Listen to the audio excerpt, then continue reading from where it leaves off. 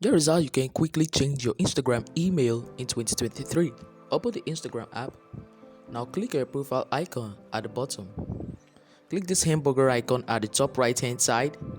Click settings and privacy. Now scroll down.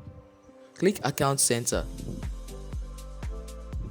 Scroll down again.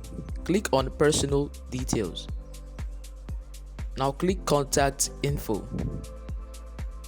Now you can choose to add a new contact or change your email. So if you want to change your email, that's for this tutorial. You click on your former email. Now click delete email. Click delete. And once it shows here, you have to enter your password. And once you've entered your password, go back and now click contact info. Now click add new contact. Click add email and enter your email address. Now click next. So that's it. Please subscribe if this helped you.